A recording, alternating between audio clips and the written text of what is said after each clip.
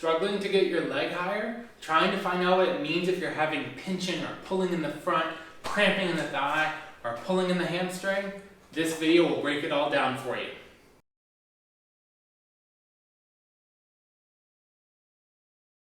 Welcome back, artistic athletes. If you have not already checked out the video prior to this, we'll make sure to link it below or hopefully on the screen to show you how we perform these tests.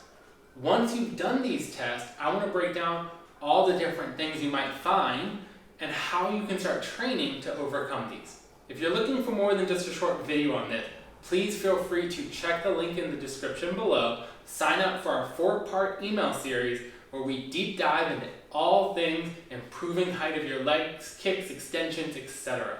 We're going to go through the anatomy, gripping, pinching, and what is going on with these different tests, as well as how to progress it. Check that out below. So when we were doing our passive versus active test, we were first showing, do you need to stretch or do you need to strengthen? So when you need to stretch is when there's not much difference between the passive and active motion in either position. So if standing and laying down, you notice with a strap, your leg goes to a certain height, with your muscles, it's pretty dang close to that. That is the time to start stretching. That does not mean your stretching should be painful or overly aggressive, but it does mean it is time to start working on your mobility. Start working through that range of motion, spending some time in a comfortable supported stretch to gradually get more motion. Now, you can't just stretch because then you're only getting more passive motion. And how often in dance do you get to use a stretching strap to hold your leg up in the air? When you're doing a leap, can you grab your leg and hold it every time? No, you need the muscles. So we're always going to combine that with strengthening. One of the other things you might feel is a lot of pulling in position on the back of the thigh. If it's not painful, you just feel a lot of tension there. That might mean that the hamstring mobility is one of the things holding you back. For the most part, we don't just jump into a lot of hamstring stretching. Instead, we're doing a type of training called eccentric training. You don't need to know what that is, but it is something you can Google and see different exercises, or shoot us a reply comment below and we'll send some over for you. Eccentric strengthening has been shown to be more effective in improving mobility, improving flexibility, longer lasting results, and it also helps decrease the risk of injuries from like hamstring strains. So we really like to use eccentric strengthening for our hamstrings no matter what. When we start to do that, we're training slow controlled motions that increase the stretch on the hamstring. For one simple example, our bad or best exercise, or single leg RDL, is a great exercise to work that hamstring in a lengthening position. Meaning that leg is kind of in a position like a leg lift, but it's usually supported in the hip because our body is falling down on it, not the leg lifting up. So I won't go into the science now, but if the hamstring's pulling, we're going to mix in some eccentric strengthening to the hamstring to get that active range of motion, active mobility, the tissues getting a little worked in longer positions to help loosen that up for you. If you're noticing pulling or tingling going down the calf into the foot, that could be a sign of some nerve tension. So when you have nerve tension, one of the first things we do is do some nerve glides, nerve tensioners. These are things you want to usually get prescribed, or at least check YouTube and try to test them out gently, not causing pain or irritation. We have some videos we'd be happy to send you. That's going to start to work the nerve. They don't like long stretches as much as they do active motion.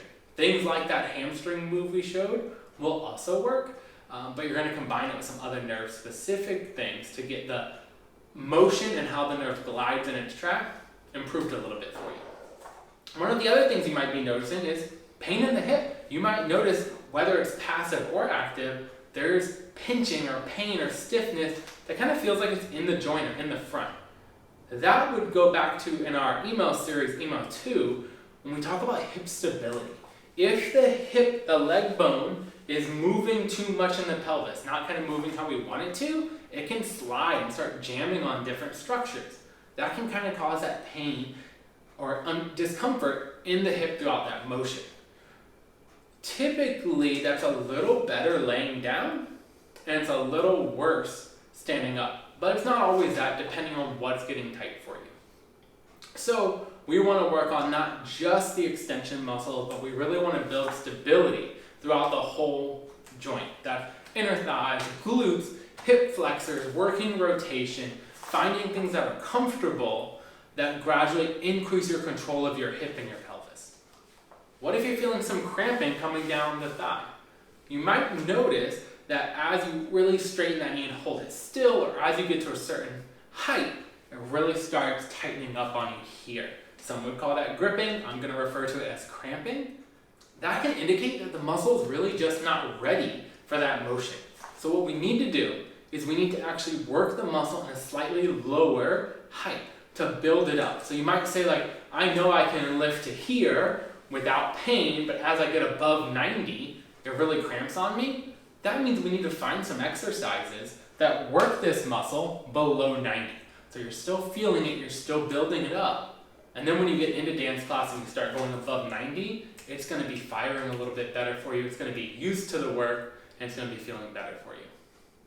Lastly, I already talked about this in the last video, but if you were holding on and did your test and then let go and did your test and it was much lower not holding on, maybe it's not the hip we need to focus on as much as the standing leg, this hip control, the balance, the core, your postural stability.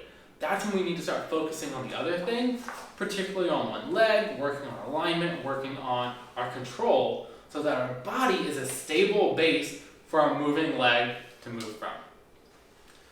Lastly, if you felt none of these things, you simply noted passive motion's really high, active really low, the muscle you need to work on is the hip flexor.